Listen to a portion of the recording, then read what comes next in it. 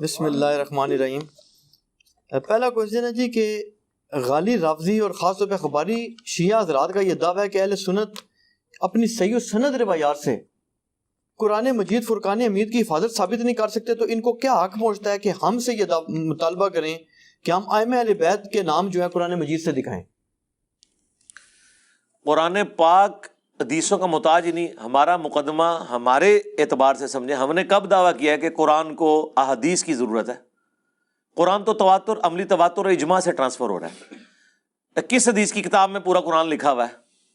چند ایک آیتیں تو لکھی ہوئی ہیں بخاری میں بھی مسلم میں بھی، قرآن کس حدیث کی کتاب میں لکھا ہوا ہے؟ قرآن تو ایک پیرلل سے اللہ تعالیٰ نے اجماع امت کے ذریعے اس کی حفاظت کی ہے، عملی تواتر کے ذریعے حفاظت کی ہے، وہ چل رہا ہے، اور قرآن پہ پوری امت کا اتفاق ہے۔ ہم دلیل اس وقت مانگتے ہیں جب دو رائے ہیں۔ اگر مسلمانوں میں قرآن کے حوالے سے کوئی دو رائے ہیں تو پھر آپ بات کریں۔ رہ گیا جو ائمہ کرام کا یہ موقف، انہوں نے جو عقیدہ ڈیوائز کیا ہے امامت کا، تو کیا یہ امت کی اکثریت اس عقیدے کو مانتی ہے؟ تو پھر اجماع تو ہے ہی نہیں اس عقیدے کے اوپر۔ تو جب اجماع نہیں ہے تو اس کا مطلب ہے یہ ایگریڈ اپان ہے ہی نہیں ہے۔ ٹھیک ہے، ہم تو نہیں مانگتے کہ اپنی صحیح سند روایتوں سے پیش کریں، ہم کہتے ہیں قرآن میں جڑ دکھائیں عقیدہ امامت کی۔ قرآن ختم نبوت میں بالکل کلیئر ہے اور احادیث بالکل کلیئر ہیں، ان کی اپنی حدیثیں بھی کلیئر ہیں۔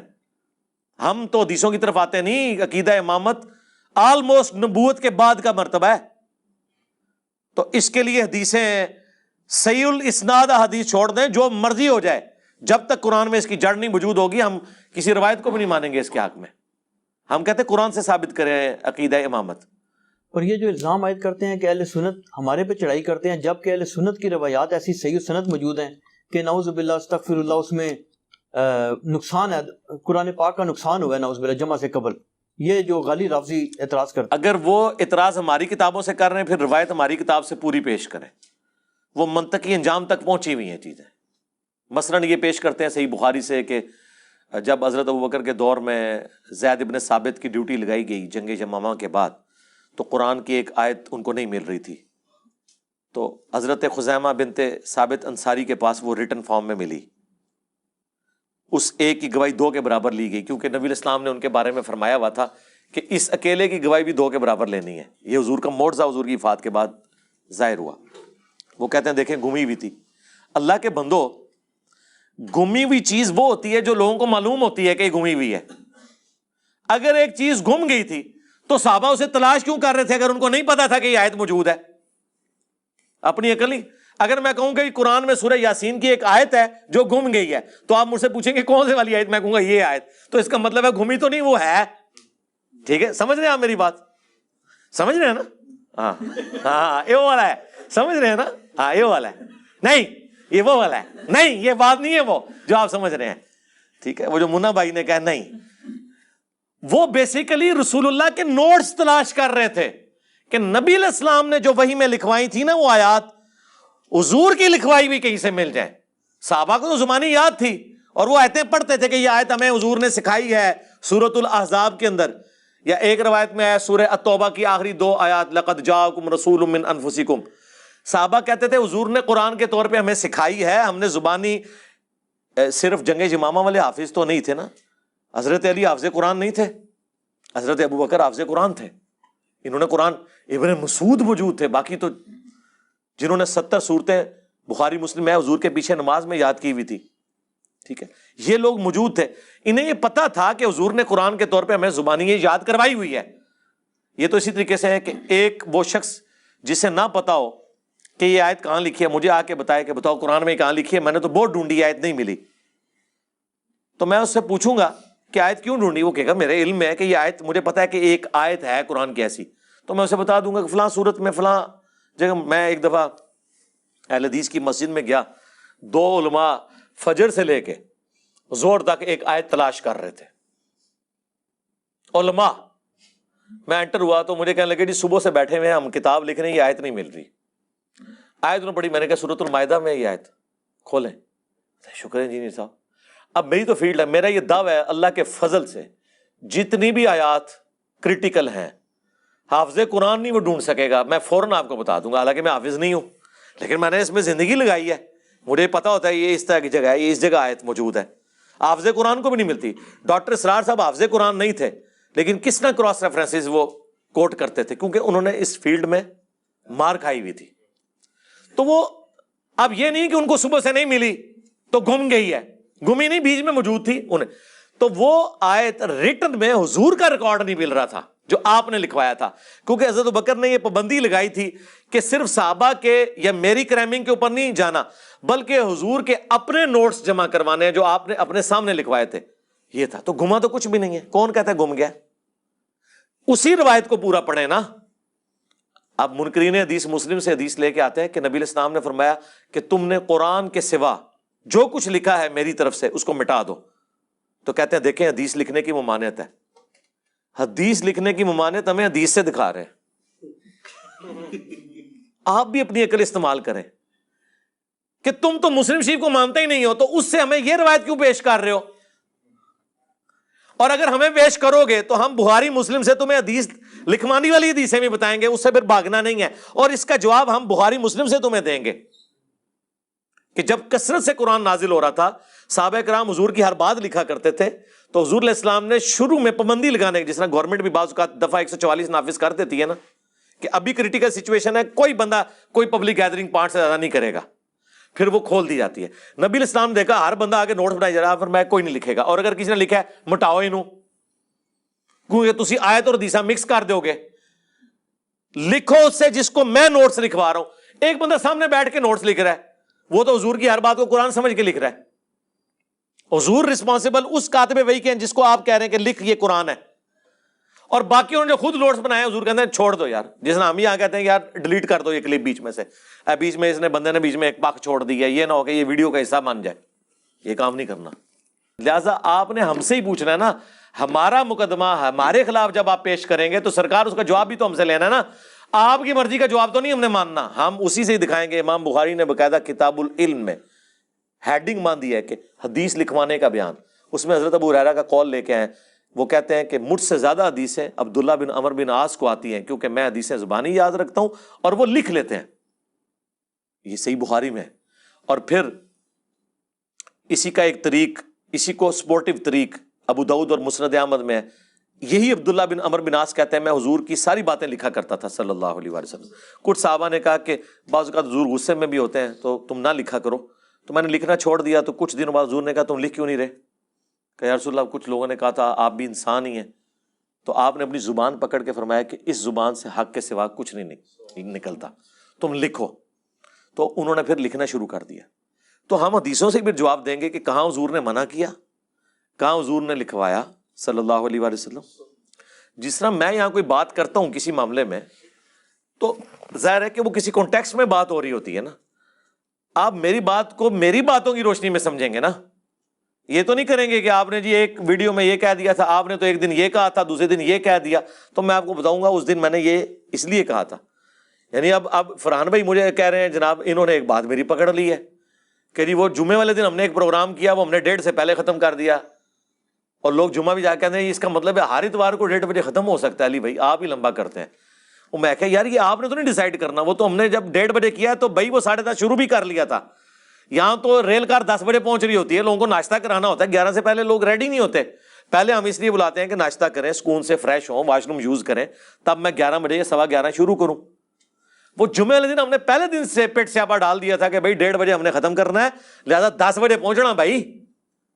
ٹھیک ہے, تو ہم نے وہ اس کو وائنڈ اپ کر لیا آلموسٹ. میں نے تو میرے 1:15 بجے اس کو تصویروں سے بھی, بلکہ 1:45 ختم کر کے 1:20 تک تصویروں سے بھی فارغ کر کے نکال دیا.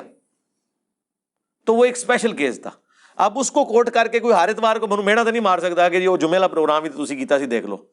اس طرح آپ ہمارا مقدمہ ہم سے سمجھیں گے. یہ پک اینڈ چوز کرتے ہیں, دھوکہ دیتے ہیں, آدھی باتیں پیش کرتے ہیں, پوری بات بتاتے ہی نہیں کہ اندر کیا لکھی ہوئی ہے, اور پھر اس کے اوپر اور جی بخاری میں لکھا ہے حضور نے کھڑے ہو کے پیشاب کیا, تو بخاری کو نہیں مانتے ہم. کیوں نہیں؟ جی کھڑے ہو کے پیشاب کرنے کی سے تو چھینٹیں پڑیں گی, اور چھینٹیں والے پہ تو عذاب ہے. کس آیت میں لکھا ہوا ہے؟ یعنی بخاری میں لکھا ہوا ہے کہ وہ 2 لوگوں کو عذاب دیا جا رہا تھا, ایک پیشاب کے چھینٹوں سے نہیں بچتا تھا. یہ تو بخاری میں لکھا ہوا ہے نا. قرآن سے دکھاؤ نا. پہلے پیشاب کہ ان چھینٹوں کے اوپر عذاب کی بشارت قرآن سے دکھاؤ، بخاری سے دکھا رہے ہو پھر بخاری سے ہی سمجھو. ہاں کہ نبی علیہ السلام نے ایک کوڑے کے ڈھیر پہ کھڑے ہو کے بلند جگہ سے کھڑے ہو کے پیشاب کیا. یہ نبی علیہ السلام نے مردوں کے لیے ایک اتنی بڑی آسانی دے دی ہے کہ مرد کھڑے ہو کے پیشاب کر سکتا ہے جب یہ یقین ہو کہ چھینٹے نہیں کپڑوں پہ پڑیں. مقصد بیٹھ کے پیشاب کروانا نہیں ہے، مقصد پیشاب کے چھینٹوں سے بچنا ہے. آپ بیٹھ کے اگر ایسی جگہ پہ پیشاب کر رہے ہیں جہاں پہ پتھریلی زمین ہے اور پیشاب کے چھینٹے اڑیں گے، وہاں پہ بیٹھ کے پیشاب کرنا بھی منع ہے. وہاں تو پھر کھڑے ہو کے کسی جگہ پہ پیشاب کرنا چاہیے کہ چھینٹے آپ تک پہنچے نہ، کیونکہ کھڑے ہونے میں آپ کا جسم زیادہ دور ہو جاتا ہے. تو مقصد کیا ہے؟ مقصد مسواک کرنا نہیں ہے، دانت صاف کرنا ہے. ہاں اچھا علی بھائی، اگلا جو کوسچن ہے یہ بڑا عجیب سا کوسچن ہے، کیونکہ یہ غالباً ہو سکتا ہے پہلے ریکارڈنگ میں کبھی بھی نہ آیا ہو. یہ آج کے دن کی مناسبت سے بھی دلچسپ سوال ہے، ریلیٹڈ ہے. اگرچہ آج حضرت عمر رضی اللہ عنہ کا آپ کی تحقیق کے مطابق تو یوم شہادت نہیں ہے، لیکن بہرحال منایا تو جاتا ہے. تو اس کے حوالے سے یہ سوال ہے کہ انٹرنیٹ پر دیکھا ہے تو یہ جو غالی رافضی ٹائپ حضرات ہیں، ان کی طرف سے ایک بڑا عجیب و غریب اعتراض آیا ہے. یہ کہتے ہیں جی کہ یہ جو اہل سنت نے حضرت عمر رضی اللہ عنہ کا جو قاتل ہے نا، جس نے ان کو شہید کیا، اس کا نام ہی ایسا رکھا ہوا ہے کہ ابو لولو فیروز مجوسی. وہ کہتے ہیں جی ایسا لگتا ہے کہ اس کا وہ جیسے اس کے نام کا پارٹ مجوسی ہے. تو یہ کہتے ہیں جی کہ ہمارا ان سے یہ عقلی اعتراض ہے کہ مجوسی بندے کا پہلے تو مدینہ میں کام کوئی نہیں، دوسرا وہ مسجد نبی میں پہلی صف میں کر کیا رہے، اور بعد میں دوسرا اعتراض انہوں نے یہ کیا کہ جو تاریخی حوالے انہوں نے بے شمار پیش کی ہے کہ جو پاکستانی عالمی ہیں انہوں نے حوالے پیش کیے. انہوں نے کہا جی کہ یہ جو ہے نا، یہ بعد میں ان کی جو ایک بیٹی بھی تھی 6 سالہ، وہ بھی مسلمان تھی، تو وہ 6 سال کی بچی مسلمان کیسے تھی، پھر اس کو بھی قتل کر دیا، پھر رمضان باقی سٹوریوں کو نہیں ہم مانتے، جتنی بات ہے ہم اس کو ڈیفینڈ کرتے ہیں. صحیح بخاری میں حضرت عمر کی شہادت کا جو واقعہ ہے 3700 نمبر حدیث تفصیلی ہے. اس میں جب حضرت عمر کو زخم لگا ہے تو انہوں نے پہلا سوال یہ کیا ہے کہ یہ میرے پہ حملہ کرنے والا مسلمان ہے یا کافر؟ تو بتایا گیا مجوسی غلام ہے، کافر ہے. تو انہوں نے اللہ کا شکر ادا کیا کہ میری وجہ سے کوئی مسلمان جہنم میں نہیں جائے گا، کیونکہ ایک مسلمان کا دوسرے کو قتل کرنا جہنم میں لے جانے والا عمل ہے. تو یہ بخاری کے اندر ہی موجود ہے کہ وہ مجوسی تھا. یہ اہل سنت نے خود سے نہیں گھڑا، یہ صحیح بخاری کے اندر موجود ہے. کیونکہ آپ بخاری سے قتل کا واقعہ بتا رہے ہیں تو بخاری میں یہ موجود ہے کہ وہ مجوسی تھا. دوسرا آپ کا یہ سوال کہ مدینے میں غلام کیا کر رہے ہیں، تو اسی کے اوپر ہی تو حضرت عمر نے کہا تھا کہ میں نے منع کیا تھا کہ ان مجوسی غلاموں کو مدینے میں نہ لاؤ. اور آپ کو پتا ہے اس کے بعد پھر ان کو یہاں سے نکالا گیا جو کافر تھے، کیونکہ حضرت عمر کو خدشہ تھا کہ یہ پرشین امپائر کے گرنے کا بدلہ مجھ سے لیں گے. ظاہر ہے ان کے دلوں میں غم تھا. تو غلام آئے ہوئے تھے نا، غلام کے لیے مسلمان ہونا شرط نہیں ہے. ہم کوئی غلام ہیں، ہاں غلام کے لیے مسلمان ہونا شرط نہیں ہے. کافر بھی غلام تھے مسلمانوں کے. یہ وہ ہوتے تھے جو جنگوں کے دوران قیدی بنائے جاتے تھے، مسلمان انہیں غلام بناتے تھے. اور ان کی عورتیں جو جنگ لڑنے آتی تھیں وہ مسلمانوں کی لونڈیاں ہوتی تھیں، جو جنگ لڑنے آتی تھی، جو پیچھے علاقوں میں تھی وہ نہیں. ایک الگ سے ایک ٹاپک ہے الجہاد فی الاسلام، مولانا مودودی کی کتاب پڑھ لیں. تو وہ غلام جب مسلمان لے کے آتے تھے تو ان کو زبردستی کلمہ نہیں پڑھاتے تھے، خود اخلاق سے متاثر ہو جائیں الگ بات ہے. وہ کافر ہی ہوتے تھے تو مدینے میں تھے، اس کے بعد پھر نکالے گئے اس واقعے کے بعد. اچھا اب آپ نے جو یہ بات کی کہ مسجد میں نماز پڑھتا، مجھے بتائیں کوئی سی سی ٹی وی کیمرہ ہے مسجد کے اندر؟ فجر کا وقت ہے، مسجد میں کوئی نہیں لگی ہوئی لائٹنگ بھی نہیں ہے. آج کے زمانے میں بھی آپ کسی گاؤں کی مسجد میں جہاں لائٹیں نہ ہو، آپ اس کو چھوڑ دیں کوئی جانور بھی مسجد میں لے جائیں تو پتہ نہیں چلے گا جب تک کہ کسی کو نظر نہ آ جائے. اور مجھے بتائیں فجر کی نماز میں ہزاروں کا مجمع، سینکڑوں نہیں ہزاروں کے مجمع میں آج بھی آپ کس جگہ گھسانا چاہتے ہیں؟ میں کسی پادری کو کسی مسلمانوں کی مسجد میں بھیج دیتا ہوں تو آپ یہ کہیں گے پادری مسجد میں کیسے آ گیا؟ چھوڑ دیں. پچھلے دنوں یہ مجھے واسق بھائی نے بتایا ایک اسرائیل کا صحافی سعودیہ میں مکے سے ہو کے چلا گیا، باہر جا کے انہوں نے دسیا کتنے قادیانی ہیں جو اپنے نام بدل کے اس ماڈرن دور میں حج اور عمرہ کر کے آ گئے ہیں. تو آپ کہیں گے یہ کیسے ہو سکتا ہے کہ قادیانی وہاں پہنچ گیا؟ قادیانی تو غیر مسلم ہے اور غیر مسلم کا داخلہ وہاں پہ منع ہے. بھائی وہ دھوکے سے گیا ہے نا، اور اس ماڈرن دور میں اگر دھوکے سے مسجد میں کوئی جا سکتا ہے تو اس زمانے میں تو آپ جو مرضی کروا لیں مسجد کے اندر. یہ تو نہیں تھا کہ مسجد میں چیکنگ ہوتی تھی، پہلے بوتھی دیکھی جاتی تھی، ہوں تو اندر جا. آج نہیں دیکھی جاتی. مجھے بتائیں آج کے اس دور میں کیا آپ کسی غیر مسلم کو جس کا حلیہ سری سری روی شنکر کتنا خوبصورت ہے جس نے وہ ذاکر نائک سے مناظرہ کیا ہے. جس نے وہ مناظرہ نہیں دیکھا ہوا, یقین کریں اس کو کسی مزار پہ آپ پگڑی بنا کے بٹھا دیں, لوگ اس کے ہاتھ بھی چومیں گے, ہے ہندو ہے, پتہ ہی نہیں چلے گا. ہاں وہ سندور لگا کے بیٹھے گا تو شاید لوگ پہچان لیں, اس کے بغیر تو نہیں پہچانیں گے. تو یہ اعتراض ہی بالکل کتنی غیر علمی باتیں ہیں کہ ہمیں پتہ لگ گیا. اس طرح کے فضول اعتراضات کرتے ہیں. او جی علی بھائی نے کہا جناب کہ جی وہ اس زمانے میں دروازے نہیں ہوتے تھے, تو دوسری طرف وہ حدیث سناتے ہیں کہ جی باغ کا دروازہ تھا دستک ہوئی. سرکار گھروں کے دروازے نہیں ہوتے تھے, اس لیے تو آیا ہے قرآن میں لکھا ہوا ہے یہ تو کہ جب کسی کے گھر جاؤ تو اجازت مانگ لو. اور ایسے گھر جن میں کوئی آباد نہیں وہاں تم بغیر اجازت کے بھی داخل ہو سکتے ہو, دوسرے گھروں میں اجازت لے کے داخل ہو. بھئی جب دروازہ بند ہے تو اجازت لینے کی ضرورت ہے, اس لیے کہ دروازے بند نہیں ہوتے تھے, دروازے ہوتے ہی نہیں تھے, صرف ایک راستہ ہوتا تھا, اس کے آگے پردہ لٹکا ہوا ہوتا تھا, اور آپ نے اس پردے کے پیچھے اجازت لینی ہوتی تھی اور پھر اندر. اسی لیے کہا گیا اپنے گھر میں بھی داخل ہو تو آپ نے سلام کر کے داخل ہونا ہے. کیوں؟ ورنہ تو دستک ہی کافی ہوتی ہے اٹینٹیو کرنے کے لیے. اس لیے کہ دوسرا بندہ تو اجازت لے کے داخل ہوگا, عام بندے کو اجازت کی ضرورت نہیں, تو السلام علیکم کہہ کے داخل ہو, تاکہ اگر گھر کے لوگ کسی آکورڈ پوزیشن میں ہیں تو اپنے آپ کو پہلے ہی درست کر لیں. تو واقعی اس زمانے میں دروازے نہیں ہوتے تھے. ٹھیک ہے, اسی لیے تو حضور علیہ السلام کے چرپائی کے نیچے وہ کتے کا بچہ چلا گیا تھا, مدینے کا کتا, سگے مدینہ, تو حضرت جبرائیل انٹر نہیں ہو رہے تھے. صحیح مسلم میں آتا ہے, جب نکالا تو حضرت جبرائیل علیہ السلام ہے, اوریجنل سگے مدینہ. ہاں اگر اوریجنل سگے مدینہ کا یہ حال ہے تو اتنے تے سگے مدینہ تے شاہی کوئی نہیں. ہاں اچھا علی بھائی, اگلا جو کوسچن ہے نا, یہ بار بار میرے سے پوچھا کہ اب آپ کے ایک بڑے قریبی, آپ کے نام لیے بغیر بات نہیں, نام کے بغیر کرو, آپ کے قریبی شاگرد ہیں, یہ کسی غالی شیعہ وغیرہ کی طرف سے نہیں, آپ کے اپنے قریبی شاگرد کی طرف سے جو آپ کے بڑے قریب ہیں, اور وہ آپ کی بات سے انہوں نے یہ فہم لیا ہے. وہ یہ کہتے ہیں جی کہ انجینئر صاحب کا یہ بیان موجود ہے ریکارڈنگ میں نے نہیں سن رکھا یا شاید بھول رہا ہوں. انہوں نے کہا جی کہ انجینئر صاحب نے فرمایا کہ حضرت ابو بکر رضی اللہ عنہ کا جب حضرت مولا علی علیہ السلام سے جب ملاقات ہوئی ہے, یہ جو ناراضگی کے بعد جو خلافت کا ابتدائی ایشو تھا, تو اس میں حضرت ابو بکر رضی اللہ عنہ شدید رو پڑے ہیں, اور ان کا رونا یہ چیز ظاہر کرتا ہے کہ انہوں نے اس چیز کو ایکسیپٹ کر لیا ہے کہ ہمارے سے معاملہ مس ہینڈل ہو گیا, آپ کے ساتھ زیادتی ہو گئی ہے.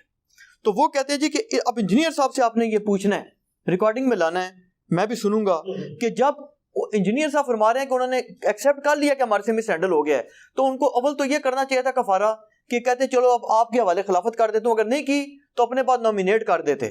کیوں نہیں نومینیٹ کیا؟ اس کا جواب دیکھیں نا, آدھی بات پیش کر رہے ہیں, یہ وہی ہے جو منکرین حدیث کے سوالات ہیں. میں نے جو حدیث بیان کیا اس حدیث میں اس کا جواب بھی موجود ہے, اور وہ میں نے جواب بھی بیان کیا. یہ حدیث قرطاس میں میں نے مسئلہ 55B میں بیان کیا تھا کہ جب الٹیمیٹلی صلح ہوئی ہے حضرت ابوبکر صدیق رو پڑے. کس بات پہ روئے یہ بھی میں نے بتایا. وہ یہ بات نہیں تھی کہ مجھے خلیفہ کیوں نہیں بنایا, یہ تو آپ اپنا لقمہ تو میرے منہ میں نہ ڈالیں. اس میں الفاظ ہیں, حضرت علی نے کہا اے ابو بکر, اللہ نے جو آپ کو ہم پہ فضیلت دی ہے, اس امر خلافت میں ہم آپ سے حسد نہیں کرتے. آپ کو تو جواب مل گیا, ان کے تو مثلاً. لیکن اہل بیت رسول کے ناطے کیا ہمارا یہ رائٹ نہیں تھا کہ اس امر خلافت کے مشورے میں آپ ہمیں بھی شامل کرتے؟ مشورے میں, یہ نہیں کہا کہ مجھے خلیفہ چنتے. اور یار مولا علی تو اپنے روحانی باپ سے خلافت نہیں مانگ رہا, رسول اللہ. صحیح بخاری میں ہے, حضرت عباس نے کہا کہ میں بنو ہاشم کے چہرے موت کے وقت پہچانتا ہوں, اور حضور کی شکل مبارک سے مجھے لگ رہا ہے کہ اب یہ زندہ نہیں رہیں گے, آؤ ہم خلافت مانگ لیتے ہیں. تو حضرت علی نے کہا کہ میں کبھی بھی رسول اللہ سے خلافت نہیں مانگوں گا, کیونکہ اگر حضور نے ہمیں انکار کر دیا تو حضور کی امت کبھی بھی بنو ہاشم کو خلیفہ نہیں چنے گی. حضرت علی کو یہ بھی پتا تھا حضور انکار کر دیں گے, پھر چوتھا خلیفہ بھی نہیں سی ہونا مولا علی نے. ٹھیک ہے, مولا علی نے تو حضور سے خلافت نہیں مانگی ہے, تو انہوں نے حضرت ابوبکر سے کہنا تھا.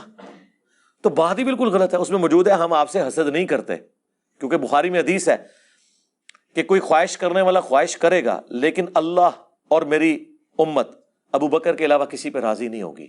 اب اس جملے کے اندر کیا حکمت چھپی تھی وہ حضور کی وفات کے بعد ظاہر ہوئی کہ حضرت ابو بکر کی خلافت کے اوپر لوگ اکٹھے ہو گئے. حالانکہ مانگنے والے نے مانگی تھی خلافت, کس نے؟ سعد ابن عبادہ نے. مولا علی کا ذکر نہیں جو ہو رہا, آپ ہمیں سمجھو, مولا علی درویش بندہ سی. اور دوسرا, مولا علی کو ضرورت نہیں تھی خلافت کی. میرے بھائی, رسول اللہ کے گھر والے جو ہیں وہ تو کنگ میکر ہوتے ہیں, ان کو خود کنگ بننے کی کیا ضرورت ہے؟ جس کا سب سے بڑا ثبوت اس حدیث میں یہ ہے کہ بخاری مسلم میں حدیث موجود ہے، حضرت علی نے پیغام دے کے ابو بکر کو اپنے گھر بلوایا ہے۔ سرکار ذرا امیجن کریں، کوئی چھوٹا ہے بڑے کو کہہ سکتا ہے کہ مجھے آگے، یعنی آپ کہہ سکتے ہو کہ سٹنگ پرائم منسٹر کو کہ آؤ مجھے آگے گھر میں ملو، سوائے اس کے کہ آپ کنگ میکر ہو؟ تو حضرت ابو بکر سمجھتے تھے یہ رسول اللہ کے گھر والے ہیں، ان کا صدقہ ہی ہمیں یہ سب کچھ ملا ہوا ہے۔ یہ صدقہ وہ بریلویوں اور شیعوں والا نہیں، یعنی ان کی وجہ سے، اس گھرانے کی برکت سے اللہ نے ان کو چنا ہے نبوت کے لیے، ان کی وجہ سے ہم یہ فیسلٹی ویل کر رہے ہیں۔ اسی لیے بخاری میں الفاظ ہیں، محمد کے قرب کو آل محمد کے قرب میں تلاش کرو، حضرت ابو بکر کا قول ہے، اور امام بخاری نے اس کو حسن و حسین کے چیپٹر میں لیا ہے، امہات المومنین کے چیپٹر میں نہیں لیا۔ حضرت ابو بکر بھی کہہ رہے ہیں بھی جس نے حضور کے قریب ہونا ہے نا، بس حضور کے گھر والوں کو راضی کر لو۔ یار حضرت ابو بکر صدیق رضی اللہ تعالیٰ عنہ تو اللہ رسول کے قریب ہونے کے لیے حضرت فاطمہ کی خوشنودی چاہتے ہیں، مولا علی کی خوشنودی چاہتے ہیں۔ کبھی صحابہ کرام نے اپنے آپ کو اہل بیت کے مقابلے پہ دیکھا نہیں، میرا چیلنج ہے۔ یہ جب یہ کمپیریزن کرانا شروع کرتے ہیں نا، فلانے دا پہلا نمبر، فلانے دا چوتھا نمبر، فلانے دا تیسرا، یہ آپ نمبرنگ ضرور لگائیں، اہل بیت کو سائڈ پہ کریں۔ میں آپ سے سوال پوچھتا ہوں، آپ ابو بکر کی جگہ پہ ہوں، حضور نے آپ کو کلمہ پڑھا کے مسلمان کیا ہو، کیا آپ کبھی یہ جرت بھی کریں گے حضور کی بیٹی کو اپنے مقابلے پہ اس حوالے سے کھڑا کرے کہ میں اس سے بہتر ہوں؟ کانوں کو ہاتھ لگائیں گے آپ کہیں گے یار اس کے باپ نے مجھے مسلمان کیا، ٹھیک ہے، یہ جنتی عورتوں کی سردار، حضور کی بچی، اور یہاں تک حضور کہہ رہے ہیں کہ فاطمہ میرے جگر کا ٹکڑا ہے، جس نے اسے تکلیف دی اس نے مجھے تکلیف دی۔ اتنی باتیں سننے کے بعد آپ فاطمہ کے ساتھ اپنے مرتبے کو کمپیریزن کریں گے؟ آپ بے شک کرتے رہے، حضرت ابو بکر نے کبھی جرت نہیں کی کہ میں فاطمہ سے بہتر ہوں، میں علی سے بہتر ہوں، میں ختیجہ سے بہتر ہوں۔ ان کے دماغوں میں یہ فطور ہوتے ہی نہیں تھے۔ وہ تو اہل بیت رسول کو رسول اللہ کے قرب اور اللہ کے قرب کا ذریعہ سمجھتے تھے۔ وہ تو چوزن پیپل آف گاڈ ہیں اہل بیت رسول۔ دیکھیں نا، نماز میں آپ ان پہ درود پڑھ رہے ہیں، اللہم صلی علی محمد وعلی آل محمد، صحابہ پہ نہیں پڑھ رہے۔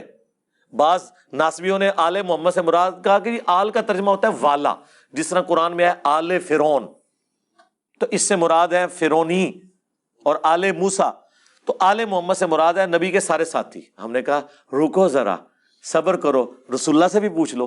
بخاری کے الفاظ ہیں، یا رسول اللہ ہم آپ پر اور آپ کے اہل البیت پر کیسے درود پڑھیں؟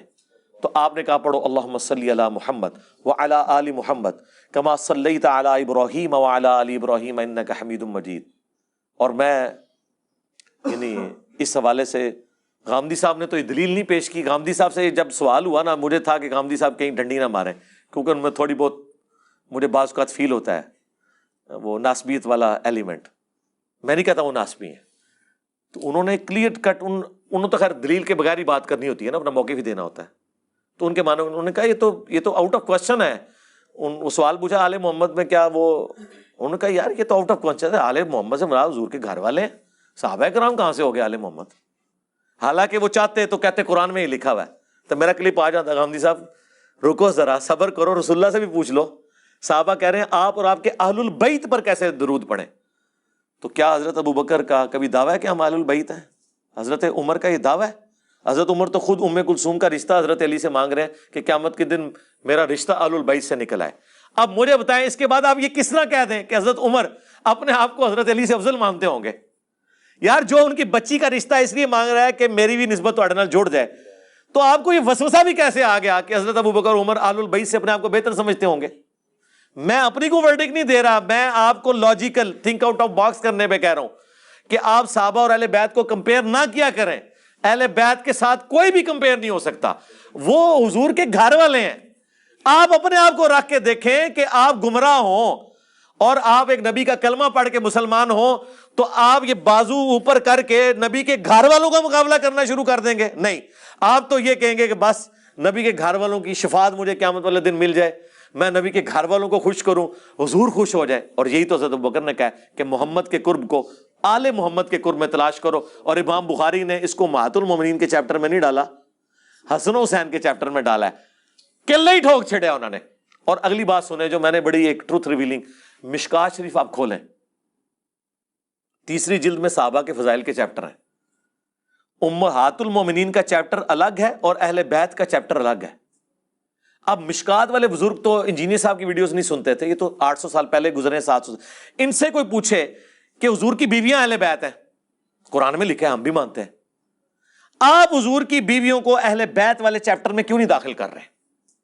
کیوں ان کا چیپٹر الگ کر رہے ہیں امہات المومنین کا؟ کیا وہ اہل بیت نہیں ہیں؟ لیکن ان کو بھی پتا تھا یہ معاملہ اتنا سادہ نہیں ہے، کیونکہ حدیث سے جو غدیر خم ہے مسلم کی، اس میں زید ابن ارقم کا قول موجود ہے کہ حضور کی بیویاں اہل بیت ہیں، لیکن حضور کے جو حقیقی اہل بیت ہیں جن پہ صدقہ اور خیرات حرام ہے، وہ حضور کے دودھ کے رشتے کے لوگ ہیں، خون کے رشتے کے لوگ ہیں، آل عقیل، آل جعفر، آل عباس اور آل علی۔ اور اس سے بڑا جو ان کا، یہ تو پھکی تھی نا، پھکا جو ہے نا وہ بہت بڑا ہے۔ انہوں نے کہا کہ بیوی کیسے اہل بیت ہو سکتی ہے؟ جب خامد اسے طلاق دے دے تو وہ اپنے گھر والوں کے پاس واپس چلی جاتی ہے۔ میاں بیوی کا تو رشتہ پرماننٹ ہوتا ہی نہیں ہے، یہ تو اس وقت تک ہے جب تک کہ نکاح جاری ہے، لیکن اولاد کا رشتہ کوئی ختم کر سکتا ہے سوائے اس کے کہ اولاد مرتد ہو جائے، کہ دین چھوڑ دے؟ کوئی نبی اپنی اولاد کو جو مسلمان ہے اہل بیت سے خارج کر سکتا ہے؟ نہیں، وہ تو اس کے جسم کا ٹکڑا ہے۔ بیوی کو علادہ کر دے، ختم۔ یہ علادہ بات ہے کہ حضور نے اپنے کسی بیوی کو طلاق نہیں دی ہے۔ بہرحال بیوی کا جتنا رشتہ ہے وہ ایک رشتے کی وجہ سے آل البیت ہے، اور جو حضور کی اولاد ہے وہ آپ کے جسم کا حصہ ہے، اس کی وجہ سے اہل بیت ہے۔ اور حضور کے جو خاندان کے لوگ ہیں بنو ہاشم، ان کو اللہ نے بنو اسماعیل کو چن لیا، جس طرح کہ بنی اسرائیل کو چنا تھا۔ بنی اسرائیل کو اللہ چنے، وہ قرآن میں موجود، اور بنو اسماعیل کو اللہ چنے، وہ احادیث کے اندر موجود۔ تو اس میں پریشان ہونے والی کون سی بات ہے؟ بنو ہاشم کو اگر اللہ نے چن لیا، آل عقیل، آل جعفر، آل عباس اور آل علی، اور اس میں تو الفاظ یہاں تک ہیں کہ زید بن ارقم نے کہا کہ حضور کی بیویاں اہل بیت، جب پوچھا گیا نا وہ نہیں ہے، ایک میں تو ہے کہ وہ بھی ہیں، لیکن یہاں وہ دوسری روایت جو مسلم کی اس میں الفاظ ہیں کہ بیوی اہل بیت کیسے ہو سکتی ہے؟ اہل بیت تو وہ ہوں گے جو خون اور دودھ کے رشتے کے لوگ ہیں۔ اور یہ ٹکڑا کاٹ کے کسی نے طارق جمیل صاحب کو بھیج دیا، انہوں نے کھڑا مجھے فون کھڑکا دیا، پہلے ان کے اسسٹنٹ نے بات کی تو مجھے لگا کوئی گڑبڑ ہے، کیونکہ وہ ڈائریکٹ فون نہیں ہے، کہتے ہیں وہ مولانا نے ایک مسئلہ آپ سے ڈسکس کرنا ہے، وہ آپ کا ایک کلپ آیا تھا۔ میں کہا جی میری مولانا ڈائریکٹ گل کراؤ، پہلے وہ ڈائریکٹ فون کر دینا، آج کیڑی ایسی گل ہو گئی ہے۔ وہ میں نے آپ کا کلپ دیکھا، آپ نے کہا اہل بیت جو ہے نا وہ حضور کی بیویاں اہل بیت نہیں ہے۔ میں نے کہا استغفر اللہ، میرے تو اہل بیت اور انجینئر محمد علی مرزا لکھے تو میری درجنوں ویڈیو کھل جائیں گی، آپ کو کس نے کہہ دیا؟ اور میں کہا وہ زید بن ارقم نے کیا ہوا جے کہ یہ اہل بیت یہ نہیں ہے؟ میں کہا مسلم شریف کھول کے پڑھیں، اس میں یہ لکھا ہوا ہے، ہم اہل بیت مانتے ہیں، لیکن وہ اہل بیت جو اس اعتبار سے ہیں وہ حضور کی بیویاں نہیں، وہ اہل بیت اور ہیں، اور وہ ہیں حضور کے خاندان کے لوگ۔ اچھا، آپ کی بات سے نا میں کلیئر ہو گیا جی، دیکھیں جھوٹ بولتے ہیں نا۔ اب یہی بات ہے جو میں پیٹتا ہوں اماد الاسلام کے ساتھ، باقی لوگوں کے ساتھ، کہ خدا کے لیے میرا موقف مجھ سے آگے پوچھو نا۔ اور علی بھائی تہاڈا کلپ دیکھا ہے، اور کلپ میرا نہیں ویکھیا ہوندا، ایک مولوی نے کٹ کے میرے خلاف چڑھایا ہوندا ہے، وہ ویکھیا ہوندا ہے، تو میرا کلپ وہ ہوگا جو میرے چینل پہ ہے، اس کے علاوہ کوئی کلپ میرا کلپ نہیں ہوگا، وہ مولوی کا قطع برید شدہ کلپ ہوگا، اس کو میں کوئی آن نہیں کرتا۔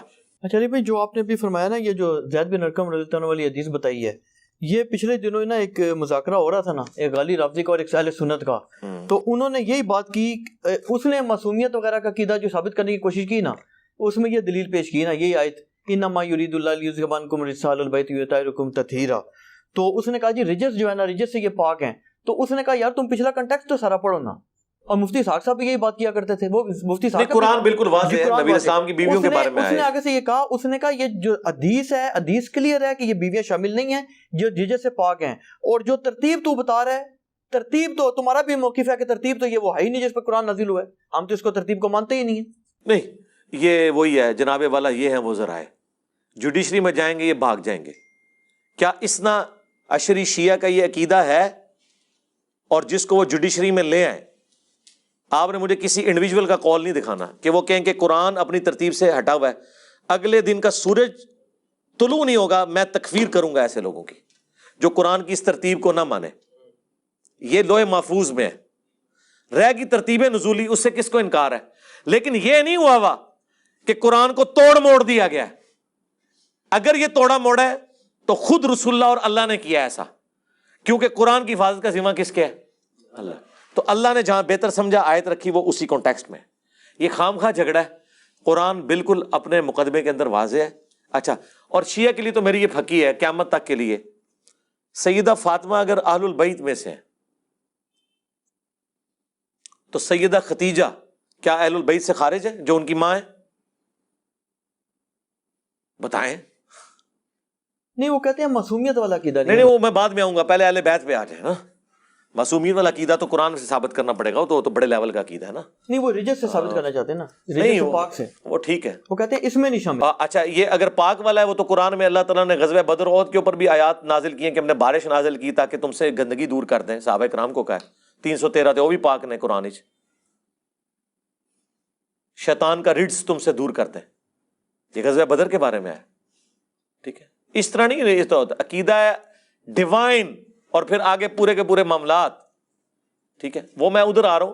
مولا علی کی حدیث ہے بخاری و مسلم میں کہ نبی علیہ السلام نے فرمایا اگلے وقتوں میں اللہ نے مریم کو تمام جہان والوں پہ فضیلت دی تھی، اور اس میری امت میں ختیجہ کو تمام جہان والوں پہ فضیلت دی ہے. ٹھیک ہے، ایون اگر آپ مجھ سے پوچھیں، میں سیدہ ختیجہ کے مرتبے کو حضرت فاطمہ سے بڑا مانتا ہوں. ٹھیک ہے، آپ کہیں گے جنتی نوجوانوں کے سردار حسن و حسین ہیں، بالکل ہے، لیکن میں حضرت علی کے مرتبے کو ان سے افضل مانتا ہوں. ابن ماجہ میں حدیث بھی، حاکم میں بھی، کہ حسن و حسین جنتی نوجوانوں کے سردار ہیں اور ان کے والد ان سے بھی بہتر ہیں. ٹھیک ہے، تو سیدہ فاطمہ جنتی عورتوں کی سردار ہیں اور ان کی والدہ ان سے بھی بہتر ہے، اور وہ اہل البیت بھی ہیں. سیدہ ختیجہ، کس شیعہ کی جرت ہے سیدہ ختیجہ کو کہ اہل البیت سے فارغ ہیں؟ وہ مانتے ہیں اہل البیت ان کو؟ اہل بیت مانتے ہیں، لیکن بس ٹھیک ہے نا، بس کام ختم ہو گیا. بنو ہاشم سے تو نہیں ہے سیدہ ختیجہ. ہاں، کوئی نہ کوئی انجینئر صاحب تو پتا چک کیسا باندھے نے نا، ہاں پھر جان ہی نکلتی ہے اس عقیدے دی. بس اسی حضرت عائشہ نے تو ڈسکس ہی نہیں کرنا. بیویاں تے آؤ گے، سیدہ ختیجہ اس چادر تے تھلے نہیں سن جو حدیث قصہ ہے. ہاں، سیدہ ختیجہ اگر اہل بیت ثابت ہے نا ان کے نزدیک، جبکہ وہ آل علی، آل عقیل، آل جعفر، آل عباس اور بنو ہاشم میں نہیں آتی ہیں. حضور کی بیوی ہونے کی وجہ سے وہ آل البیت ہے نا، تو بس باقی بیویاں بھی آل البیت ہو گئی، بات ختم ہو گئی. اصول ایک کھڑا کرنا ہوگا نا. ہاں یہ پھکی ہے جناب، اللہ فضل پھکا ہے، بلکہ پھکی نہیں پھکا. یہ اگلا ورژن آ گیا جی، جس نے خطرناک کا اگلا ورژن تھا خطرے ناک. ولی بھائی جو لاسٹ کویشچن کا آپ نے آنسر دیا تھا نا، اس میں ایک اور گزارش میں ذہن میں آ گئی ہے. وہ ایک بندے نے مجھے یہ بھیجی تھی تصویر نا، جو ترجمہ ہے نا، اس نے کہا تھا جی کہ اس میں جو لفظ آتے ہیں نا، کہ حضرت مولا علی نے فرمایا کہ ہم اس امر خلافت میں مشورے کو اپنا حق سمجھتے تھے. تو وہ کہتا ہے یہ میں نے بعد میں جب غور کیا تو عربی میں یہ لفظ نہیں ہے مشورے کو، بلکہ اس میں یہ ہے کہ ہم اس امر خلافت کو اپنا حق سمجھتے تھے. اچھا، اگر اپنا حق سمجھتے تھے، ایک منٹ سرکار، ایک منٹ، اگر وہ اپنا حق سمجھتے تھے تو پھر صلح کیوں کر لی اور بیعت کیوں کر لی؟ اس کی تو دلیل یہ دیتے ہیں نا، وہ کہتے ہیں جی ان کی ذمہ داری تو نہیں تھی، جیسے نبی کی ذمہ داری تو نہیں ہے لوگوں کو ہدایت پہ لانا. جب اس نے بس نبی کی ذمہ داری لوگوں کو ہدایت پہ لانا نہیں ہے، لیکن یہ اناؤنسمنٹ تو کرنا ہے نا کہ میں نبی ہوں اور مجھے مانو.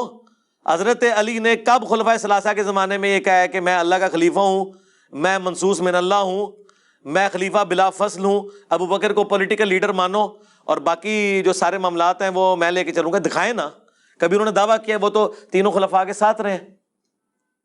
اور نہج البلاغہ سے ہم نے جو خطبات پیش کیے ہیں، ٹھیک ہے، وہ حضرت عمر کے بارے میں جنگ قادسیہ میں جانے سے جو روکا، رومن امپائر کے خلاف جانے سے روکا، وہاں تو فلاں کے الفاظ بھی نہیں، عمر بن خطاب موجود ہے. اس میں تو الفاظ ہیں کہ حضرت عمر جب پریشان ہوئے نا، کیونکہ انہوں نے ارادہ کیا تھا قادسیہ میں خود لڑوں گا کیونکہ سپر پاور کے خلاف جنگ ہے، تو حضرت علی نے کیا کہا کہ اگر تم قتل ہو گئے تو مسلمانوں کی جمعیت بکھر جائے گی. اور اللہ کا وعدہ ہے قرآن میں سورہ نور کی آیت نمبر 55 کہ اللہ نے خلافت اسٹیبلش کرنی ہے اہل ایمان کے لیے، تو تم یہیں رہو. اگر قادسیہ میں ہم نے شکست کھا لی تو ہم اپنی فوجوں کو واپس بلا لیں گے اور پھر دوبارہ سے کمک تیار کر کے بھیجیں گے، لیکن اگر تم مارے گئے تو پھر پیچھے عرب کا شرادہ بکھر جائے گا. وہ تو اس لیول کی گفتگو کر رہے ہیں. اچھا، ایک اعتراض یہ کیا جا رہا ہے جی کہ اہل سنت کا جو قدیم کتابوں سے اور پریکٹیکل جو ریالٹی سے عقیدہ ثابت ہے نا خلیفہ کے قیام کا، وہ یہ ہے کہ یہ حضرات، ایک تو حضرت ابوبکر رضی اللہ عنہ والا طریقہ ہے کہ اس علاقے کے جو جید ترین شخصیات ہیں ان میں سے چند چن لیں. دوسرا یہ ہے جی کہ جو خلیفہ ہے وہ دوسرے کو نامینیٹ کر دے, وہ چینج ہو گیا. تیسرا یہ ہے کہ کمیٹی بنا دی جائے, وہ چینج کر لے. اور چوتھا طریقہ وہ کہتے ہیں جی کہ ان کی قدیم کتابوں میں دیا ہوا ہے, جس کا وہ کہتے ہیں کہ حضرت عبداللہ بن عمر کا بھی حوالہ دیتے ہیں سلطان کہ وہ جو تلوار کے زور پہ ڈنڈا چلے. اور اس میں دلیل ایک انہوں نے یہ دی, وہ کہتے ہیں جی کہ جس وقت ہرا کا واقعہ ہوا نا, واقعہ ہرا, تو اس میں شدید ترین مظالم کیے یزید کی فوج نے, انتہا کر دی ظلم کی. تو اس میں حضرت عبداللہ بن عمر چلے گئے اور عبداللہ بن مطیع غالباً نام بتا رہے تھے. بخاری مسلم دونوں میں وہ کہتے ہیں وہ شخص وہ تھا کہ جو بیچارہ جہاد کی طرف لوگوں کو اکسا رہا تھا, اور اس کو جا کر کہا کہ تیرا جو ہے حشر بڑا برا ہوگا, تو یزید کی بغاوت کر رہا ہے. ہاں, تو عبداللہ بن عمر کے اس موقف کے خلاف میری ویڈیو ہے. نہیں, وہ کہتے ہیں اہل سنت کا موقف ہے کہ ڈنڈا چل سکتا ہے. نہیں, ایک منٹ. پہلی بات ہے کہ عبداللہ ابن مطیع بھی تو صحابی تھے نا جی, ٹھیک ہے نا, وہ کو غیر صحابی تو نہیں. ان کو گھٹی نبی الاسلام نے خود دی ہوئی ہے. عبداللہ بن عمر بھی صحابی ہیں, وہ بھی صحابی ہیں, دونوں کا اپنا اپنا موقف ہے.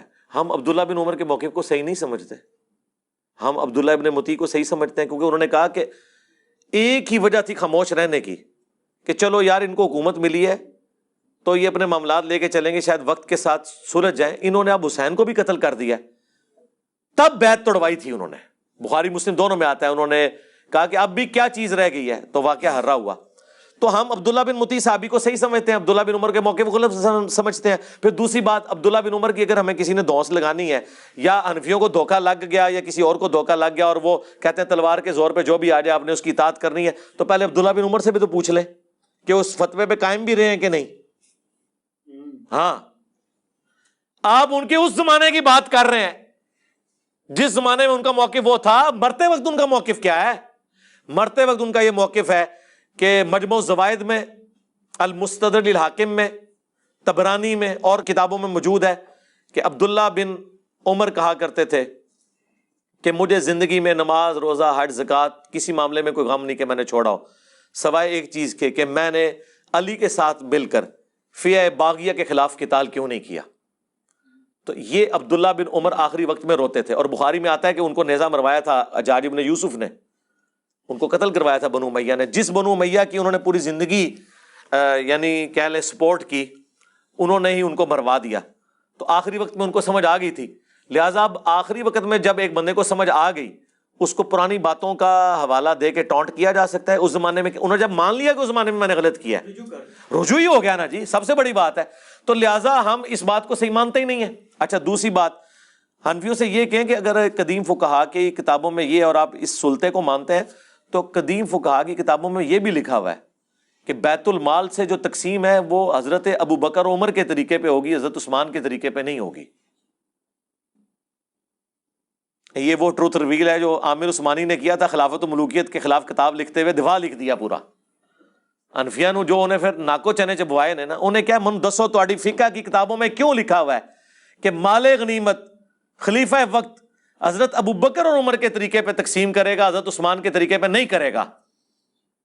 تم مودودی کو تو کہتے ہو کہ انہوں نے حضرت عثمان کے بارے میں بات کی, تمہاری فقہ کی اسٹیبلش کتابوں میں لکھا ہوا ہے کہ مال غنیمت کی تقسیم جو ہے وہ حضرت عثمان کے طریقے پہ نہیں ہوگی.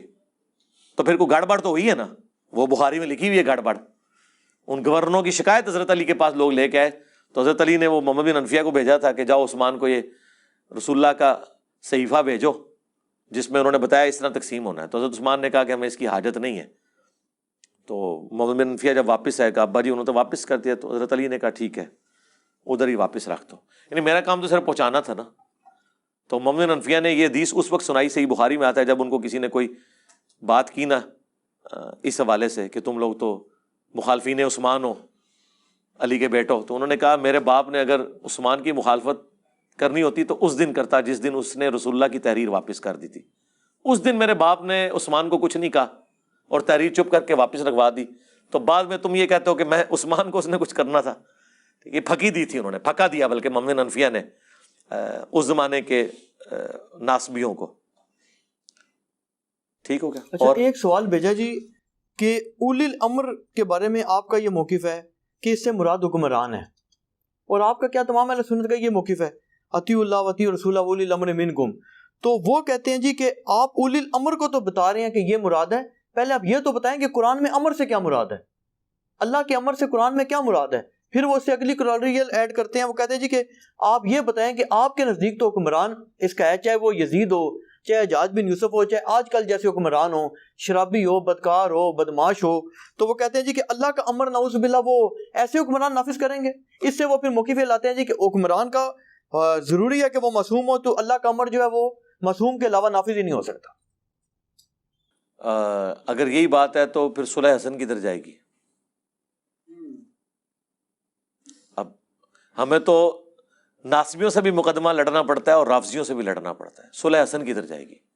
صلح حسن اس بات کا ثبوت ہے، اور صلح حسن کو ہم سنیوں کی طرح نہیں مانتے، ہم اس کو ایک پیس ٹریٹی سمجھتے، اور صلح حسن صرف اس دن تک تھی جس دن تک انہوں نے حضرت حسین کو شہید نہیں کیا تھا. حضرت حسین کو شہید کرنا، جس طرح صلح حدیبیہ توڑ دی تھی نا مشرکین عرب نے، انہوں نے صلح حسن اس دن توڑ دی جب حسن کے چھوٹے بھائی کو انہوں نے مار دیا. آج کی ڈیٹ میں صلح حسن منسوخ ہے، لیکن جس ایرا میں، جس ایرا کے اندر وہ اپلائی تھی، اس میں حضرت حسن نے معاویہ بن ابی سفیان رضی اللہ تعالیٰ عنہ کے ساتھ جو کمپرومائز کیا، تو اس میں انہوں نے کیوں ان کو اجازت دی کہ وہ اللہ کے امر کو نافذ کریں؟ ٹائم قیامت تک ہے. شکر ہے، شکریہ امام حسن، آج آپ کی صلح ہمارے کام آئی کہ ہم غالی رافضیوں کو بھی پھکی دے سکیں. اچھا، اس کا جواب جو میں نے بھی بات کی تھی، وہ کہتے ہیں جی کہ جواب دینا ہے، ڈنڈی نیچے مار دی. اس کا جواب، وہ جواب مطلب ہے وہی بات ہے، جب نہیں بنتا نا حساب سے ہی ہوتا ایڈا ہے. کمزور جواب میرے سامنے رہنا، میں لا کے ہاتھی پڑا چڑھتا ہے، جواب مجھے پتا ہے کوئی بھی نہیں ہے. نہیں، اس کا جواب انہوں نے یہ دیا. وہ کہتے ہیں جی کہ بلکہ انہوں نے تو وہ بات کی کہ میں نے ان کو کہا بھی، میں نے کہا یار یہ بات تو نسبی اور یزیدی لوگ کرتے ہیں، تو یہ آپ کیا کہہ رہے ہیں؟ انہوں نے 3 روایات والی بات پیش کی کہ حضرت امام حسین علیہ السلام نے بھی 3 شرائط پیش کی تھی. تو میں نے ان کو بتایا، میں نے کہا جی یہ بات تو ہم نسبیوں کی نہیں مانتے. وہ کہتا ہے جی آپ نہ مانے تو آپ کی مرضی، ہماری تو کتابیں شیعوں کی بری پڑی ہیں کہ امام حسین نے پوری حجت تمام کی ہے. وہ کہتے ہیں امام مہدی کے علاوہ کسی امام کی نہیں، وہ 3 شرطوں میں تو ایک یہ ہے کہ میں یزید کے ہاتھ میں ہاتھ دے دوں. نہیں، وہ کہتے ہیں کہ ہمارے نزدیک نہیں ہے. گل مننی تو پوری منو، تسی کہ ادھی گلا من دیو. تسی صلاح الدین یوسف والا کام تے نہ کرو کہ روایت اس کتاب تو انصاب الاشراف تو 3 شرائط لے، اور انصاب الاشراف میں تو لکھا ہوا ہے یزید اور اس کے آباء و اجداد کے تابوت جہنم میں ہے، اور یہ بھی لکھا ہوا ہے کہ معاویہ کو جس دن دیکھو کہ میرے ممبر پہ چڑھا ہے اسے قتل کر دو. ہاں، انصاب الاشراف میں لکھا ہوا ہے 3 شرطوں والی کتاب میں. وہ یہ کہتے ہیں، ہاں، اس دے اوتے عمل کریے. پھر وہ یہ کہتے ہیں جی کہ یہ امام، تو جعلی روایتاں نے، ہم کتاب کو جعلی مانتے کہتے ہیں. ہیں جی امام حسن جو تھے نا، امام حسن نے اس لیے صلح کی تھی کہ امام حسن کو لڑنے کا فائدہ ہی کوئی نہیں تھا، بلکہ وہ کہتے ہیں کہ میں نے پھر یہی بات. لیکن وہ آپ کی ڈاکٹرین تو ٹوٹ گئی نا، ریزن اس کی کچھ بھی تھی. ٹھیک ہے. ہاں، امام حسین بھی تو، امام حسین کو لڑنے کا کیا فائدہ ہوا ہے؟ ایک منٹ، امام حسین کو لڑنے کا کیا فائدہ ہوا دنیاوی طور پہ کہ انہوں نے حکومت حاصل کر لی؟ وہ کہتے ہیں انہوں نے پوری کوشش کیا کہ میں نہ لڑوں. کنہوں نے؟ وہ کہتے ہیں سوائے امام مہدی کے ہمارے شیعہ مذہب کے مطابق کسی امام کی ڈیوٹی نہیں ہے کہ وہ لازمی بزور طاقت کرے. بس ٹھیک ہے، آپ حسین سے بھی دستبردار ہو جائیں، پھر حسین ہمارے ہی ہیں. ہاں، یہ ہم ہی حقدار تھے کہ ہم حسینی ہوتے. اگر آپ حسین کے بارے میں یہ کہہ رہے ہیں کہ حسین نے گریہ کرنا ہے، تو میں ان کو اپنی پھکی تو دے چکا. سید جواد نقوی صاحب نے کہا ہے کہ میں نے اس شیعت میں یعنی آنکھ کھولی، یا میں نے اس شیعت کو پایا جس میں حسین ایک ایسا مظلوم بابا ہے جو کونے میں بیٹھا ہوا رو رہا ہے. لیکن جب حسین کو پڑھا تو پتہ چلا کہ یہ مظلومیت کا نام نہیں ہے، دلیری کا نام ہے. بس میں یہی کہوں گا اس کے اوپر کہ تم نے حسین کو سمجھا ہی نہیں ہے، جس طرح کرسچنز نے جیزس کرائسٹ کو نہیں سمجھا. ٹھیک ہے، تم نے حسین کو نہیں سمجھا. اچھا، آخری سوال ہے جی. آخری سوال یہ ہے کہ حضرت عبداللہ بن عمر رضی اللہ تعالیٰ عنہ اور حضرت عمر رضی اللہ تعالیٰ عنہ دونوں نے صحیح مسلم کی حدیث کے مطابق بالاتفاق یہ چیز تسلیم کی کہ کسی بھی چرواہا کے لیے، چاہے وہ اونٹوں کا ہو چاہے بھیڑوں کا ہو، یہ چیز جائز نہیں ہے کہ وہ جنگل میں ان کو کسی کی نگرانی کے بغیر چھوڑے، وہ تباہ برباد ہو جائیں گے.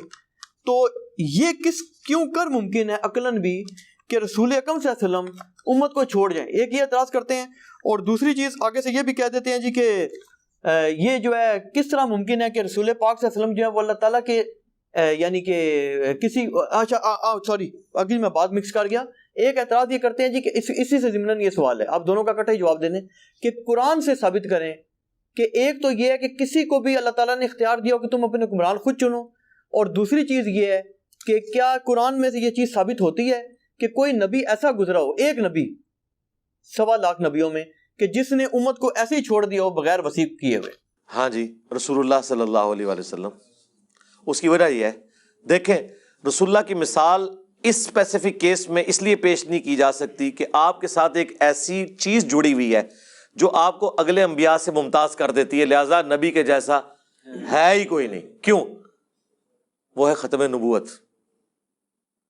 پہلے کوئی خاتم النبیین 1.25 لاکھ میں لے کے آئے اور اس سے ثابت کریں کہ وہ خاتم النبیین تھا اور اس نے اپنا وصی چھوڑا پیچھے، پھر بات ہوگی۔ یہ تاریخ میں وہی پہلی دفعہ ہے کہ اللہ نے فیصلہ کر لیا کہ اب آسمان کا زمین سے رشتہ ختم۔ ہم آپ کو کہاں سے مثال لا کے دیں؟ کیونکہ ختم نبوت ہو گئی نا، رسول اللہ کی مثال ہے ہی نہیں نا قرآن میں، آپ جیسا تو ہے ہی کوئی نہیں ہے۔ ختم نبوت کی برکت سے اللہ نے امت کو ٹرانسفر کر دیا۔ جی ٹرانسفر کیا، مجھے کیا ہے، آپ کو کیا ہے۔ کنتم خیر امۃ اخرجت للناس تأمرون بالمعروف وتنہون عن المنکر وتؤمنون باللہ، پوری امت کو ٹرانسفر کر دیا نبیوں والا کام، ٹھیک ہے۔ وسیع ایک اسپیسیفک بندے کو نہیں بنایا۔ چونکہ ختم نبوت ہو چکی، اب نبی علیہ السلام نے امت کو اس اعتبار سے کوئی سکسیسر کے ساتھ نہیں چھوڑا سوائے اس کتاب کے۔ اس کی وجہ یہ ہے، اگر آپ کہتے ہیں نا بندہ چھوڑتا تو اب آپ نے قائم رہنا ہے۔ اگر اگلے انبیاء تھے تو وہ اپنی جگہ نبی یا وصی چھوڑتے تھے اور وصی وہ نبی ہوتا تھا تو وہ اگلا چھوڑتا تھا، یہ چین ٹوٹتی نہیں تھی نا، تو آپ کی چین تو ٹوٹ گئی ہے، 1200 سال سے ٹوٹی پڑی ہوئی ہے۔ ہم نے آپ سے واٹس ایپ نمبر مانگا امام مہدی کا، آپ نے کہا گستاخی کر دی۔ ہم نے کہا میرے بھائی اگر آپ بتائیں گے کہ فلاں عالم دین فلاں جگہ پہ، ہم اس کا ایڈریس نہیں مانگیں گے آپ سے، ٹھیک ہے۔ 1200 سال سے چین آپ کی ٹوٹی ہوئی ہے، اس لیے کہ آپ کی کمیونیکیشن ہی نہیں ہے اس بندے کے ساتھ، تو اینڈ رزلٹ تو آپ کا بھی یہ نکلا، لیکن ہماری چین نہیں ٹوٹی ہے، حضور کا وصی قرآن ہے۔ یہ بخاری مسلم سے ہم نے ثابت کیا۔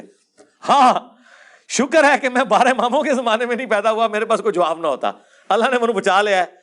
اس موقع میں تو فیل کر چھڑیا، میں 14ویں صدی چ آیا ہاں جدو تہنوں ہی 1200 سال تو ڈکا لگیا ہوا ہے کہ بندہ تہاڈا سامنے نہیں ہے، امام غائب ہے نا، ہاں تو تہاڈا تو کم ہو گیا نا، میں نے آپ کا جواب دے دیا۔ اب آ جائیں وہ والا، وہ حدیث آپ ہمیں بخاری سے پیش کریں، مسلم سے پیش کریں، بخاری میں بھی ہے مسلم میں بھی ہے، ہاں کچھ حصہ اس کا بخاری میں بھی ہے، اس میں آگے الفاظ عبداللہ بن عمر کے بھی پڑھ لینا، آدھی حدیث تو نہ پیش کریں۔ عبداللہ بن عمر کہتے ہیں یہ ان کا اجتہاد تھا، وہ چرواہے والی جو آپ نے بات کی کہ چرواہا بھی تو بھیڑ بکریاں نہیں چھوڑ کے جاتا، تو یہ کیسے ہو سکتا ہے کہ میرا باپ جو ہے وہ بغیر کسی کو خلیفہ نامزد کیے ہوئے مر جائے؟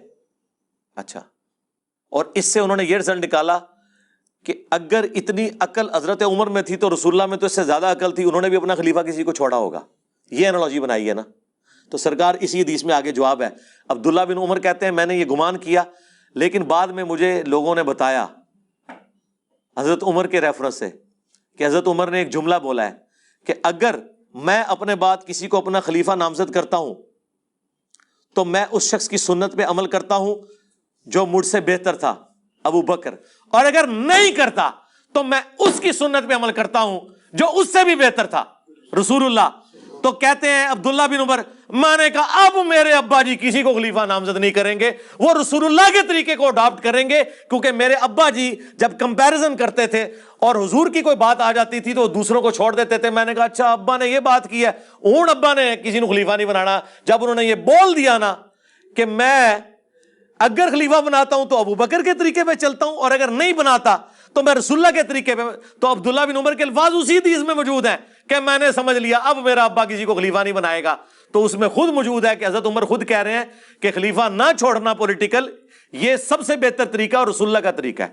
ادھی روایتیں پیش کرتے ہیں، دیکھیں ہمارا یہ چیلنج ہے، ہمارے مخالفین جو بھی یہ پک اینڈ چوز کرتے ہیں وہ پوری روایتیں نہیں پیش کر سکتے۔ یہی لوگ ہیں، اور جی مسند احمد میں اما عائشہ نے حضور کے اوپر ماتم کیا تھا، آگے بھی پڑھو نا، انہوں نے کہا یہ میری کم سنی تھی اور بعد میں مجھے اس کے اوپر افسوس ہوا، اے نہیں پڑھ دے نہیں جی کیتا تے ہے نا، وہ اگے دے انہوں نے رجوع ریکارڈ کراتا نا،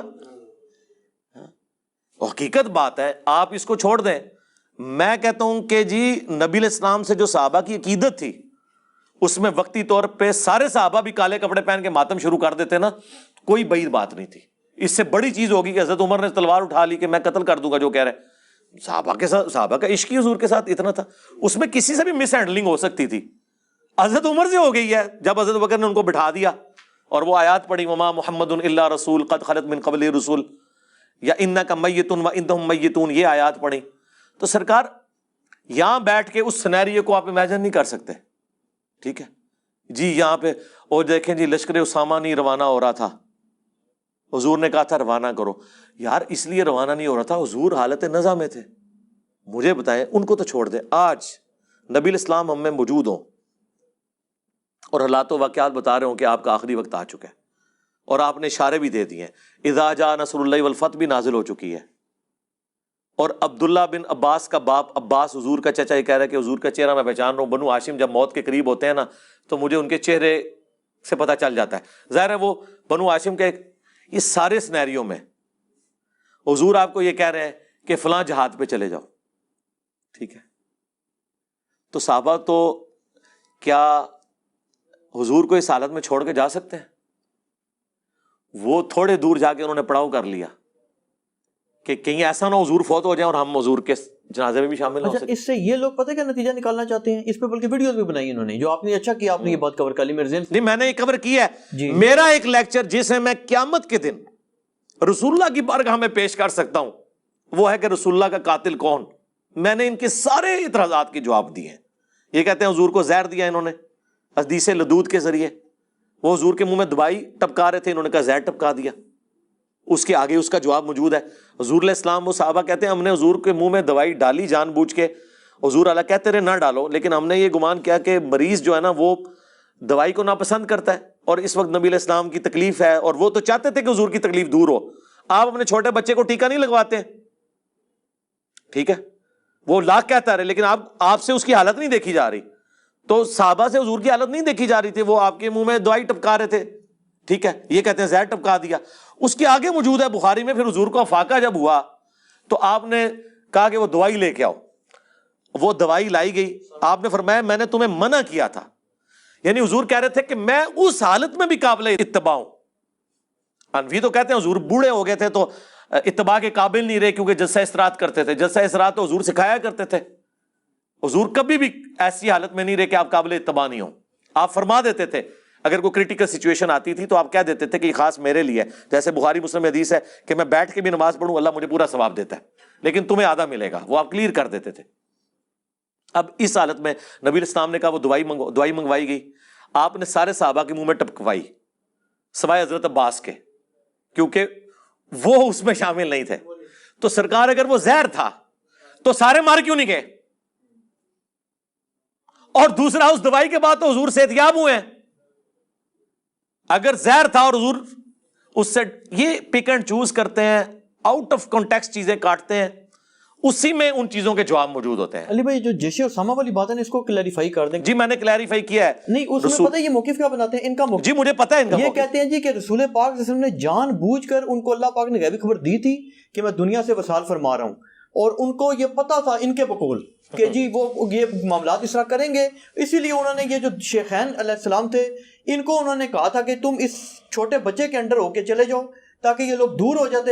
یہ کہتے ہیں یہ پورا اسقیفہ والا معاملہ ہوتا ہی نہ حضرت علی کو ان کے انڈر نہیں کیا. اس کا مطلب آپ کیا سمجھ رہے ہیں کہ شیخین جو ہیں وہ اللہ سے بھی جیت گئے، رسول اللہ سے بھی جیت گئے، اس اللہ سے جس نے قرآن میں کہا هو الذی ارسل رسولہ بالہدی ودین الحق لیظہرہ علی الدین کلہ، اس دین کو سارے ادیان پہ غالب کرنے کے لیے جس پیغمبر کو بھیجا تھا. قرآن میں 3 جگہ یہ آیت آئی، اللہ تعالیٰ ناکام ہو گیا نعوذ باللہ. اور یہ دین غالب ہوا ہے کہ نہیں مجھے یہ بتائیں. پہلے تو یہ مانے یہ قرآن نے کہا تھا میں غالب کروں گا، کیا ہے نا؟ ہاں تو غالب رسول اللہ کے دور میں ہوا ہے یا خلفائے راشدین کے دور میں ہوا ہے؟ رسول اللہ کے دور میں تو صرف مکے مدینہ اور حجاز کی سرزمین تک تھا. رومن اور پرشین امپائر کو خلفائے راشدین کے دور میں گرایا گیا، اور یہ اللہ کی اتنی حکمت ظاہر ہوئی ہے کہ یہ رسول اللہ کا کام آگے لے کے چلے ہیں وہ. اور دوسری بات، بڑے بڑے لیڈرز آئے ہیں وہ اپنی زندگی میں کامیاب ہوئے ہیں. رسول اللہ میں اور باقی لیڈروں میں فرق یہ ہے کہ رسول اللہ دنیا سے چلے گئے، آپ کے ہزاروں ساتھی مرتد بھی ہو گئے، اور یہ وہ ساتھی تھے جو اینڈ پہ صرف آپ کے دبدبے کی وجہ سے مسلمان ہوئے تھے. یہ آپ کے صحبت یافتہ نہیں تھے، یہ ذہن میں رکھیے گا. ان میں سے کسی نے نہیں حضور کو چھوڑا کبھی، وہ حضور کو جینولی پیغمبر مان چکے تھے. باقی لوگوں نے حضور کو قریش کا غلبہ سمجھتے ہوئے ایک بڑے جنگجو کی بیعت کر لی تھی کہ جو سب پہ غالب آ گیا، وہی چھوڑ بھی گئے. اتنے لوگ چھوڑ گئے، چند لوگ باقی رہ گئے، انہوں نے ان کو بھی شکست دی اور رومن اور پرشینز کو بھی شکست دے دی. سوائے اس کے کوئی چیز نہیں ہے کہ غیبی مدد ہے اللہ کی، اور وہ وعدہ پورا ہو گیا. هو الذی ارسل رسولہ بالہدی ودین الحق لیظہرہ علی الدین کلہ. اور پھر دوسری میں اس کو کنکلوڈ کرتا ہوں، آپ کے سوال ختم ہو گئے.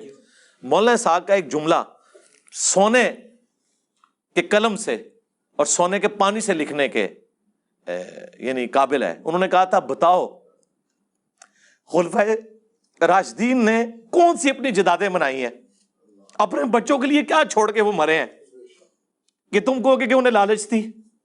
پوری زندگی چٹائی پہ حضرت عمر سوتے رہے مسجد کے اندر، اپنے بچے کو خلیفہ نہیں نامزد کیا. لوگوں نے اعلیٰ کے مشورے دیے ہیں، حضرت ابو بکر نے اپنے بچوں کو خلیفہ نامزد نہیں کیا. پوری زندگی کس برسی میں ایک اسلام کے غالب ہونے تک ساری تکلیفیں اللہ سے اٹھائیں. جب اس کا فروٹ کھانے کا وقت آیا ہے اس وقت بھی جنگوں کی مصیبت کاٹ رہے ہیں. بوڑھے وقت میں تو انسان آرام کرتا ہے. 2.25 سال حضرت ابو بکر کی ایک رات بھی سکون سے گزری ہے.